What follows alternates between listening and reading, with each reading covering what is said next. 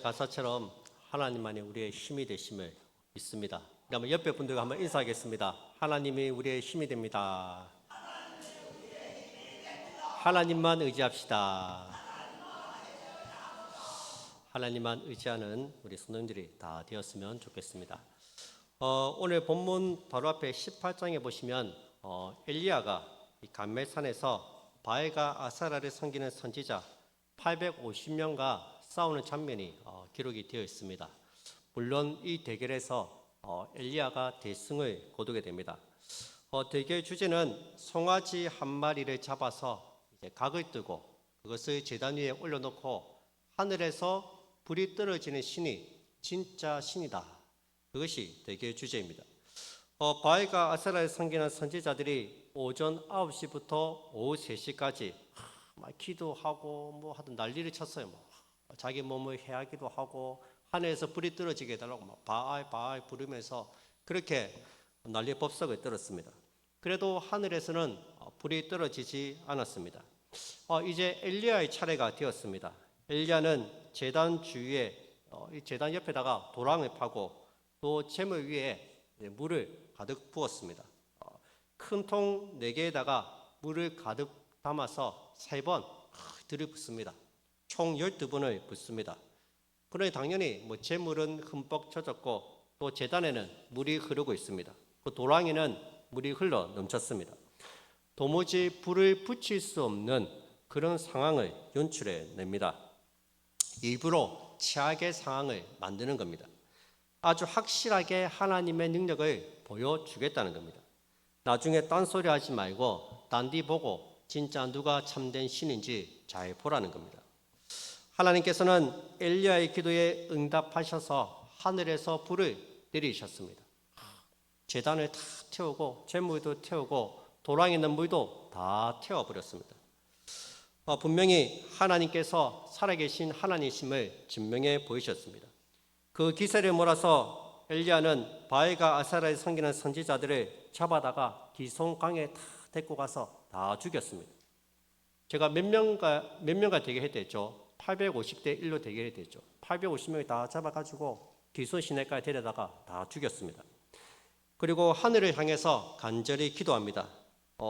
그동안 이스라엘에 3년 6개월 동안 비가 오지 않았는데 엘리야가 가서 하나님께 기도했더니 내리지 않았던 비가 드디어 내렸습니다. 정말 참 엘리야는 대단한 크고 위대한 선지자입니다. 기도해서 하늘에서 불이 떨어지게 하고 또 기도해서 하늘에서 비가 내리게 만들었습니다. 그런데 오늘 본문 19장에서 만나는 엘리야는 너무나 초라하기 그지없습니다. 너무나 나약해져 있고 극심한 영적 침체에 빠져 있습니다. 쉽게 말해서 우울증에 빠진 거예요. 이세벨의 위협에 무서워서 도망을 가고 있습니다. 강야로 들어갔고 로덴 나무 아래에서 죽기를 강구하고 있습니다. 가장 강력한 선지자가 한순간에 가장 나약한 존재로 바뀌었습니다. 우리는 엘리야가 낙담한 모습을 보면 쉽게 이해가 되지 않습니다. 엘리야가 처음에 아합에게 나타났을 때 아합이 사실 엘리야를 죽이려고 이스라엘 전역을 다 샅샅이 뒤지고 있었거든요. 엘리야 이거 잡히기만 해봐라. 내가 가만두지 않겠다. 죽이려고 마음먹고 있었는데 하나님께서 엘리야에게 네가 아합 앞에 가서 얘기해라 하니까 죽음을 무릅쓰고 아합 앞에 갔던 용감한 선지자였습니다. 또한 기도로 하늘에서 불이 떨어지게 하고 또 기도로 비를 내리게 한 능력의 사람입니다. 그런 대단한 선지자가 지금 여자의 말 한마디에 내가 너를 반드시 죽이겠다는 여자의 말 한마디에 무서워서 도망 다니고 있습니다. 낙심하고 힘들어서 로덴 나무 아래서 죽기를 강구하고 있습니다. 여호와여 넉넉하오니 내 생명을 거두시옵소서. 여러분들은 이런 엘리야의 모습이 이해가 되십니까? 근데 사실 저는 이런 엘리야의 모습을 보면서 참 위로를 얻습니다. 이렇게 큰 권능을 행한 사람도 낙심하고 침체될 수 있다면 우리도 얼마든지 낙심할 수 있고 침체될 수 있고 좌절할 수 있다는 거예요. 여러분, 엘리야도 침체되었고 낙심했고 고난 때문에 굉장히 힘들어했습니다. 우리도 얼마든지 그럴 수가 있습니다. 갑자기 사고가 일어나거나 큰 중병에 걸리면 낙심할 수 있습니다. 하나님께 실망할 수도 있습니다. 그러나 참 감사한 것은 하나님께서 엘리야를 다시 회복시켜 주셨다는 거예요. 하나님께서는 저와 여러분들도 반드시 회복시켜 주실 줄로 믿습니다. 여러분, 그럼 엘리야의 영적 침체의 원인은 무엇일까요? 아마 엘리야는 하늘에서 불이 떨어지는 것을 보고 내심 기뻤을 겁니다. 하늘에서 불이 떨어지는 이적을 본다면 백성들이 회개하고 돌이키지 않겠나, 그런 기대감이 있었습니다. 바알을 버리고 야, 진짜 하나님이 참된 신이 맞구나. 야, 어떻게 하늘에서 불이 떨어지지? 야, 역시 하나님이 살아있는 신이구나. 그걸 깨닫고 백성들이 돌아올 줄 알았습니다. 회개하고 돌아올 줄 알았어요. 그런데 백성들은 전혀 변하지 않았습니다. 아합도 아합의 아내 이세벨도 전혀 달라지지 않았습니다. 오히려 이세벨은 더 기세등등하게 엘리야를 죽이겠다고 협박을 했습니다. 순식간에 위에 있던 엘리야가 한 번에 쪼그라들게 되었습니다. 이세벨의 위협에 무서워서 도망을 쳤습니다. 강야 깊은 곳까지 도망을 갑니다. 지금 엘리야가 있는 노렌 나무는 사실 나무가 아니라 가시 덤불입니다. 나무라 할 수 없어요. 가시 덤불이에요. 강야에 장렬하는 뜨거운 태양을 가려주지 못합니다. 그런 노렌 나무 아래에 엘리야가 누워 있다는 것은 지금 엘리야의 영적 상태를 보여주는 거예요. 그만큼 영혼이 메말라져 있다는 거예요. 엘리야가 노렌 나무에 누워서 하나님께 하는 말을 들어보십시오. 4절 말씀입니다. 자기 자신은 광야로 들어가 하루기쯤 가서 한 노된 나무 아래 앉아서 자기가 죽기를 원하여 이르되 여호와여 넉넉하오니 지금 내 생명을 거두시옵소서. 나는 내 조상들보다 낫지 못하니이다 하고. 여러분, 지금 엘리야는 무기력과 나태에 빠져서 자기 연민으로 가득 차 있습니다. 여러분, 자기 연민은 죄입니다. 죄. 왜 죄냐면요, 지금까지 있었던 하나님의 은혜가 아무것도 아니었다고 생각하기 때문입니다. 그것이 자기 연민이에요. 앞으로는 하나님의 은혜는 절대로 없을 것이라고 단정 짓는 것이 자기 연민입니다. 그래서 자기 연민은 죄라고 할 수 있습니다. 더군다나 엘리야는 하나님께 자기 생명을 거두어 가게 해달라고, 치해 가시라고 말하고 있습니다. 얼마나 무례한 말입니까? 지금 엘리야는 하나님을 바라보지 않고 자기 자신에게 몰입되어 있습니다. 자기 자신을 바라보고 자기를 굉장히 불쌍하게 생각하고 있습니다. 자기 연민에 푹 빠져 있다는 거예요. 여러분, 우리가 영적으로 퇴보할 때 일어나는 형상은 자기 자신만을 바라보는 거예요. 하나님을 바라봐야 되는데, 자기 껍질을 깨고 나와서 하나님께 시선을 맞춰야 되는데 하나님은 바라보지 않고 자기를 바라보는 거예요. 자기에게 몰입되어 있습니다. 이걸 깨고 나와야 됩니다. 하나님께 시선을 맞추고 하나님을 바라봐야 합니다. 지금 엘리야는 자기 자신에게 몰입되어서 모든 것을 부정하고 있습니다. 하나님을 바라보고 있지 않다는 거예요. 하나님께서는 그런 자기 연민에 빠진 엘리야를 어루만지시고 그를 먹이십니다. 5절 6절 말씀입니다. 로덴 나무 아래에 누워 자더니 천사가 그를 어루만지며 그에게 이르되 일어나서 먹으라 하는지라. 본즉 머리밭에 숯불에 구운 떡과 한 병 물이 있더라. 이에 먹고 다시 누웠더니. 여러분, 하나님은 낙심해서 좌절해 있는 엘리야를 어루만져 주십니다. 그래, 알겠다. 등을 어루만져 주시는 거예요. 그리고는 먹이십니다. 떡과 물을 먹이십니다. 떡이 보면 그냥 떡이 아니죠. 숯불에 구운 떡입니다. 얼마나 맛있었겠어요. 우리가 맛있는 음식을 먹으면 입맛이 돌고 생기가 살아나지 않습니까? 먹고 힘을 내라는 거예요. 그렇게 2번 하나님께서 어루만지시고 떡과 물을 먹이십니다. 7절입니다. 여호와의 천사가 또다시 와서 어루만지며 이르되 일어나 먹으라. 네가 갈 길을 다 가지 못할까 하노라 하는지라.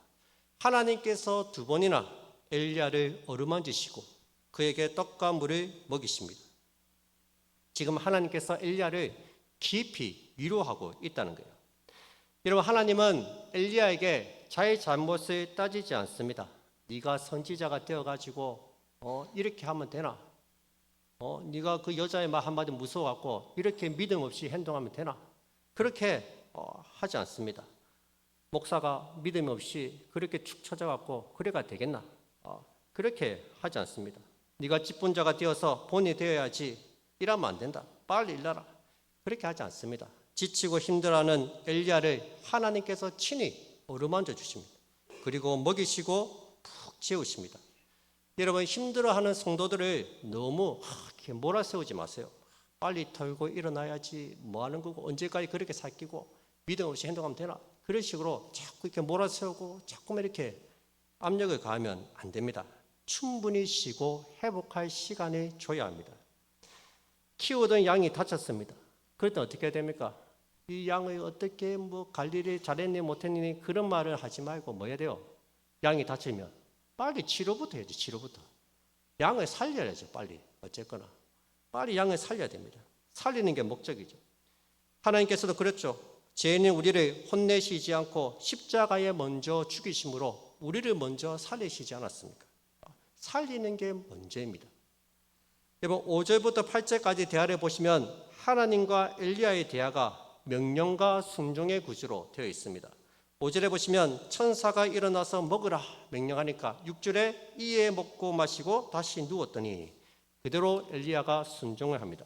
7절에 여호와의 사자가 또다시 와서 어루만지며 이르되 일어나 먹으라 명령이죠.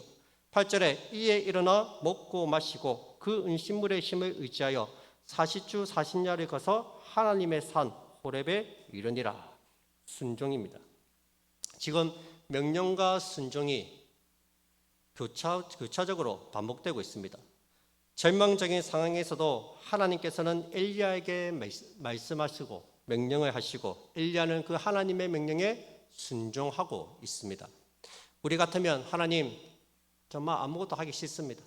안 먹으랍니다. 지칠 때 지쳤습니다. 하나님이랑 많이 드세요. 저는 안 먹습니다. 거지할 것 같은데 엘리야는 죽기를 강구하면서도 하나님께서 명령하시니까 그 명령에 그대로 순종하고 있습니다. 그렇게 말씀에 순종하면서 엘리야는 갈 길을 떠납니다. 하나님의 산 호렙에 이르게 된다는 겁니다. 여러분, 이제 뭘 어떻게 해야 될지 막막할 때 그냥 순종하면 됩니다. 하나님이 가라시면 가고 하나님이 하라시면 하면 된다는 거예요. 그러면 하나님께서 어느 순간 하나님이 원하시는 자리로 인도해 가십니다. 지금 엘리야가 어디까지 왔습니까? 호렙산까지 왔습니다. 3절에 보시면 처음에 엘리야가 도망을 갔던 곳이 어디입니까? 유다에 속한 브에세바입니다. 멀리 왔죠. 그러면 엘리야는 북이스라엘 선지자입니다. 북이스라엘에서 남유다 브에세바까지 왔습니다. 굉장히 멀리 왔어요. 이 정도 거리면은 이세벨이 못 쫓아옵니다. 아니, 국경을 넘어서 쫓아올 수가 없어요. 안전한 곳입니다, 여기는. 근데 엘리야는 브에세바에서도 어디까지 갑니까? 강야로 들어갑니다. 강야로. 강야에서 멈추느냐? 아니죠. 강야에서 40주 40야를 달려서 하나님의 산 호렙까지 가는 것입니다. 굉장히 먼 거리를 갑니다. 엘리야는 왜 이 먼 호렙산까지 왔을까요? 도망쳐 왔다면 호렙산까지 올 필요가 없습니다. 그냥 남유다에 속한 브에세바에 있습니다. 근데 그가 거기에 있지 않고 강야를 거쳐 호렙산까지 왔다는 것은 도망친 것이 아니라 분명한 목적이 있어서 왔다는 것입니다. 여러분, 호렙산은 다른 말로 하면 신의 산입니다. 모세가 처음 하나님을 만난 곳이 바로 신의 산입니다. 엘리야는 가장 절망적인 순간에 하나님을 만나고자 호렙산까지 왔다는 것입니다. 하나님께서 가라고 하신 것도 아닌데 영적인 본능으로 하나님을 더 가까이 만나고자 호렙산까지 왔습니다. 출애굽기 33장에 보시면 금송아지 사건 직후에 모세가 이스라엘 백성들을 인도하다 지쳐서 하나님께 은혜를 구합니다. 그때 모세가 구한 은혜가 무엇입니까? 하나님 더 이상 못해 먹겠습니다. 맨날 첫날 원망하고 불평하고 우상 숭배하고 이 백성들 제가 도저히 데리고 갈 수가 없습니다. 다른 사람 보내십시오. 그렇게 요청했습니까? 아닙니다. 모세가 구한 은혜는 하나님의 영광을 보여달라는 것입니다. 출애굽기 33장 18절에 모세가 이르되 원하건대 주의 영광을 내게 보이소서. 여러분, 모세는 하나님의 영광을 보여달라고 간구했습니다. 하나님의 영광을 내가 보고 싶습니다. 내가 하나님을 만나고 싶습니다. 여러분, 인생에서 반복되는 어려움에 지칠 때 여러분들은 어떤 은혜를 하나님께 구하고 있습니까? 한 가지 문제가 해결되면 또 다른 문제가 찾아옵니다. 그럴 때 어떤 은혜를 구하십니까? 하나님의 영광을 보여달라고 기도하시기 바랍니다. 하나님을 보여주십시오. 하나님을 만나고 싶습니다. 하나님이 살아계시고 하나님이 지금 나와 함께하고 있다는 사실을 제가 확인하기를 원합니다. 그 하나님을 보여달라는 거예요. 하나님이 살아계시고 나와 함께 하시는 것만 확인된다면 어떤 어려움이 와도 내가 충분히 이길 수 있다는 거예요. 그것이 모세가 구한 은혜이고 그 마음으로 엘리야가 지금 호렙산까지 간 것입니다. 우리도 그렇게 기도했으면 좋겠습니다. 힘들고 어려운 문제 앞에서 지금도 하나님이 살아계시고 지금도 하나님이 나와 함께 하심을 하나님 보여주십시오. 주님이 언제나 나를 붙들고 계심을 보여주십시오. 나는 결코 혼자가 아니라는 것을 주님 보여주십시오. 그렇게 기도했으면 좋겠습니다. 하나님의 영광을 보여달라고 여러분 간절히 기도하십시오. 이 어렵고 힘든 상황 속에서 내가 혼자가 아니구나. 하나님이 여전히 나와 함께 하고 계시는구나. 그것을 우리가 확인했으면 좋겠습니다. 엘리야는 호렙산에 들어가서 또 한 차례 하나님과 깊은 대화를 나눕니다. 9절입니다. 엘리야가 그곳 굴에 들어가 거기서 머무더니 여호와의 말씀이 그에게 임하여 이르시되 엘리야야 네가 어찌하여 여기 있느냐. 하나님이 엘리야에게 묻습니다. 엘리야야 네가 어찌하여 여기 있느냐. 이 말은 부정적인 질문이죠. 네가 여기 있을 때가 아닌데, 여기 네가 있을 곳이 아닌데 너는 왜 여기에 있느냐는 것입니다. 그러자 엘리야가 하나님 앞에 신세 한탄을 합니다. 자기의 푸념을 늘어놓습니다. 10절에 보시면 그가 대답하되 내가 만군의 하나님 여호와께 열심히 유별하오니 이는 이스라엘 자손이 주의 언약을 버리고 주의 제단을 헐며 칼로 주의 선지자들을 죽였음이오며 오직 나만 남았거늘 그들이 내 생명을 찾아 빼앗으려 하나이다. 지금 엘리야가 지금 하나님 앞에 푸념을 하고 있는 거예요. 제가 하나님을 얼마나 열심히 섬겼습니까? 그런데 이스라엘 백성들이 주의 언약도 버리고 주의 단도 헐고 그들의 칼로 주의 선지자들도 다 죽였습니다. 나만 홀로 남았습니다 하면서 자기 신세를 한탄하는 거예요. 이제는 나밖에 없습니다 하면서. 여러분, 지금 엘리야가 왜 여기 왔어요? 하나님 만나려고 왔잖아요. 그럼 그 이야기를 하면 되는데 그 이야기는 안 하고 지금 자기 신세를 한탄하고 있습니다. 그런데 하나님께서는 다 들어주십니다. 여러분, 그래도 괜찮습니다. 하나님 앞에서 신세 한탄도 하고 푸념도 늘어놓아도 됩니다. 그렇게 하는 동안 자연스럽게 기도가 되고 하나님의 도우심을 구할 수 있기 때문입니다. 하나님께서 엘리야에게 어떻게 응답하십니까? 11절 12절을 보세요. 여호와께서 이르시되 너는 나가서 여호와 앞에서 산에 서라 하시더니 여호와께서 지나가시는데 여호와 앞에 크고 강한 바람이 산을 가르고 바위를 부수나 바람 가운데 여호와께서 계시지 아니하며 바람 후에 지진이 있으나 지진 가운데도 여호와께서 계시지 아니하며 또 지진 후에 불이 있으나 불 가운데도 여호와께서 계시지 아니하더니 불 후에 세미한 소리가 있는지라. 엘리야 앞에 바람과 지진과 불이 지나갑니다. 여기에 등장하는 폭풍, 지진, 불은 항상 하나님께서 이스라엘 가운데 임재하실 때 나타나는 현상입니다. 하나님께서 임재하시는 곳에는 항상 폭풍이 일어납니다. 지진이 일어납니다. 18장에서는 이제 불이 떨어졌죠. 이 모든 것이 하나님께서 임재하시는 상징입니다. 근데 보시면 폭풍과 지진과 불 가운데 하나님이 계시지 아니했다 말씀합니다. 그럼 하나님은 어디에 계십니까? 12절 하반절에 불 후에 세미한 소리가 있는지라. 세미한 소리가 뭔가 해서 제가 오늘을 찾아보니까 일상적인 대화라고 합니다. 여러분, 하나님께서 모세를 어떻게 만나주셨습니까? 사람이 친구랑 대화하듯이 일상적인 대화로 만나주셨습니다. 우리가 사마리아 여인 봤듯이 사마리아 여인을 어떻게 만났습니까? 주님이 일상적인 대화를 통해서 사마리아 여인을 만나주셨습니다. 엘리야는 하나님께서 폭풍과 지진과 불로 자신을 만나주시기를 원했는지 모릅니다. 그는 하나님과의 극적인 만남을 기대했는지도 모릅니다. 우리도 그렇지 않습니까? 하나님께서 극적으로 역사하셔서 내가 가지고 있는 모든 문제들을 폭풍으로 날려주시고 강력한 지진으로 불리한 상황을 뒤집어 엎어주시기를 원합니다. 마치 하늘에서 불이 떨어지듯이 한순간에 근심과 걱정을 다 불태워서 연기처럼 사라지기를 원합니다. 그러나 하나님은 그렇게 역사하시지 않는다는 거예요. 우리가 원하는 대로 해결되지 않는다고 해서 하나님이 계시지 않는 것이 아니라는 거죠. 하나님은 말씀 가운데 계십니다. 어떤 이적이나 기적이 아니라 하나님은 말씀 가운데 임재해 계십니다. 이런 여러 가지 사건들로 인해서 무기력해지셨습니까? 엘리야처럼 낙심하고 영적 침체에 빠졌습니까? 나태해져서 아무것도 하기 싫습니까? 세미한 주님의 음성을 들으시기 바랍니다. 하나님은 말씀하십니다. 너는 결코 혼자가 아니다. 내가 너와 함께하고 있다. 내가 너를 사랑한다. 그 말씀 한마디면 우리는 충분히 일어설 수 있습니다. 엘리야는 그 하나님의 음성을 들었던 거예요. 저는 여러분들에게 성경을 많이 읽으라고 말씀드리고 싶습니다. 성경을 안 읽으면 자꾸 엉뚱한 생각하고 잡생각이 많이 납니다. 그냥 하나님 말씀에 푹 빠져서 성경을 많이 읽으세요. 그러면 하나님의 말씀이 우리의 영혼에 가득 채우게 됩니다.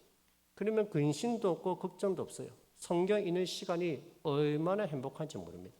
그렇게 하나님을 만나시고 대면하시기 바랍니다.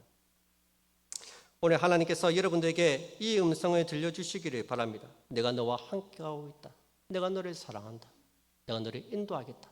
그 음성을 듣는 우리 모든 성도님들이 다 되었으면 좋겠습니다. 그리고 하나님은 엘리야를 회복시키기 위해서 그에게 다시 사명을 주십니다. 15절 16절 말씀입니다. 여호와께서 그에게 이르시되 너는 네 길을 돌이켜 강야를 통하여 다메섹에 가서 이르거든 하사엘에게 기름을 부어 아람의 왕이 되게 하고 너는 또 님시의 아들 예후에게 기름을 부어 이스라엘의 왕이 되게 하고 또 아베무홀라 사밧의 아들 엘리사에게 기름을 부어 너를 대신하여 선지자가 되게 하라. 여러분, 하나님께서는 영적 침체에 빠진 엘리야에게 다시 사명을 주십니다. 세 가지 사명을 주시죠. 첫째는 엘리야를 다메섹으로 보내서 하사엘에게 기름을 부어 아람의 왕이 되게 하라. 둘째는 예후에게 기름을 부어 이스라엘의 왕이 되게 하라. 셋째는 엘리사에게 기름을 부어 너를 대신하게 하라고 세 가지 사명을 주십니다. 여러분, 사명이 생명을 이끌어갑니다. 사명이 있어야지 생명이 다시 살아납니다. 요한 웨슬레가 그런 말을 했습니다. 사명이 있는 한 나는 죽지 않는다. 사명이 다했다면 난 그때 죽을 것이다. 여러분 보세요. 복지가 잘 되어 있는 나라일수록 자살률이 높습니다. 왜 그렇습니까? 할 게 없는 거예요. 할 일이 없고 무료하니까 왜 살아야 하는지 사명을 발견하지 못하니까 더 이상 살아서 뭐 하겠노? 이대로 살다가 그냥 죽어봐야 그냥 지금 죽지. 자살을 한다는 거예요. 그래서 선진국은 장애인들을 그냥 복지시설에 넣지 않습니다. 아주 단순한 노동을 시켜서 노동의 대가를 얻게 합니다. 그들에게 사명을 줍니다. 빵을 만드는 사명, 청소하는 사명, 아주 간단한 일을 시켜서 그들로 하여금 그 일을 하게 만든다는 거예요. 예전에 우리 다른 교회 있을 때 청년들을 데리고 단기 선교를 다녀오면 지칠 것 같은데 오히려 선교를 갔다 오면 아이들이 더 열심히 섬깁니다. 왜 그렇습니까? 단기 선교를 통해서 사명을 발견했기 때문입니다. 사명이 생겼기 때문이에요. 여러분, 나태와 게으름을 치유하는 처방은 부지런해지기로 결심하는 것이 아니라 자기 속에 있는 불꽃을 발견하는 것입니다. 하나님께서는 우리 모두에게 불꽃을 주셨습니다. 하나님의 영광을 위해서 우리가 불타오르기를 원하십니다. 우리 교회가 하나님의 영광을 위해서 불타오르기를 원하십니다. 제가 나이 든 분들을 종종 만날 때가 있습니다. 아들, 딸 시집장가 보내고 더 이상 생업에 매이지 않으니 하루 종일 할 게 없습니다. 집에서 무료한 시간을 보냅니다. 심심하면 경로당에서 죽치고 앉아 있습니다. 그러니 외로워요. 배우자도 먼저 천국 보내고 이제는 홀로 남겨져서 삶이 허전하고 외롭다고 말씀하십니다. 그런 분들에게 늘 하는 얘기가 있습니다. 이제는 하나님의 아들로, 하나님의 딸로 살아가시기 바랍니다. 지금까지 우리는 늘 누군가로 살아왔습니다. 누군가의 아내로, 누군가의 남편으로, 누군가의 부모로 살아왔습니다. 그러나 이제는 하나님의 자녀로 살아갈 때가 되었습니다. 하나님께서는 우리에게 주신 불꽃을 환하게 불태우시기를 원합니다. 아직 늦지 않았습니다. 하나님은 엘리야에게 떡도 주시고 물도 주셨지만 그것으로 엘리야가 회복되지 않습니다. 엘리야에게 하나님이 사명을 주십니다. 사명을 주니까 그때 비로소 엘리야가 되살아납니다. 엘리야는 사명을 감당함으로 나태와 절망에서 완전히 벗어나게 된다는 거예요. 제가 대구에서 사역할 때 한 집사님이 계셨어요. 이분이 아주 건강하신 분인데 어느 날 건강검진을 받으니까 암이래요. 암. 자기는 생각지도 못했는데 암에 걸렸어요. 정말 청천벽력과 같은 소식을 접하게 되었습니다. 우리는 어떻습니까? 암이나 중병에 걸리면 주로 시골에 한적한 곳에 들어가서 그냥 거기서 뭐 이렇게 요양하면서 살잖아요. 그렇게 지내다가 천국 가는 날만 기다리면서 그렇게 시간을 보내지 않습니까?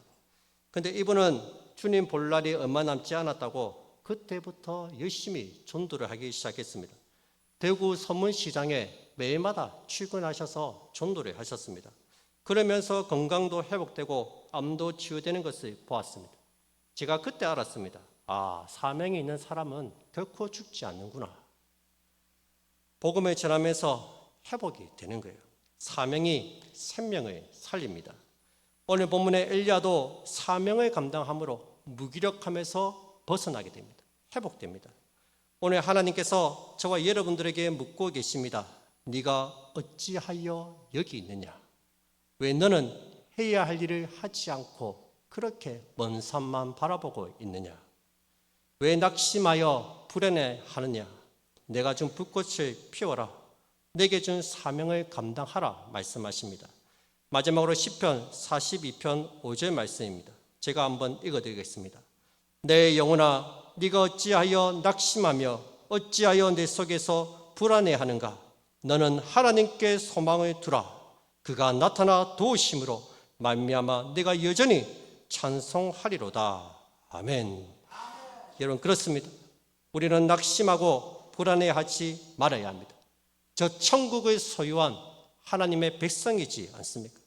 어차피 죽으면 천국 갈 거잖아요. 뭐가 두렵고 뭐가 무섭습니까? 이 세상에서 천년만년 살 것도 아니잖아요. 낙심하고 불안할 때 오직 하나님께만 소망을 두시기 바랍니다. 반드시 하나님께서 도우셔서 우리의 한숨을 변화시켜 찬송이 되게 하실 것입니다. 그가 도우심으로 내가 여전히 찬송하리로다. 어떠한 고난과 아픔, 힘든 일이 올 때도 하나님이 우리와 함께하고 계셔서 우리의 찬송이 변하지 않게 하실 것입니다. 내가 여전히 하나님을 찬송하리로다. 이 고백이 저와 여러분들의 고백이 다 되었으면 좋겠습니다. 우리에게 남겨진 시간 동안 우리에게 맡겨진 사명을 잘 감당하는, 그리고 하늘에 소망을 두며 살아가는 우리 모든 성도님들이 다 되시기를 주님의 이름으로 축복드립니다.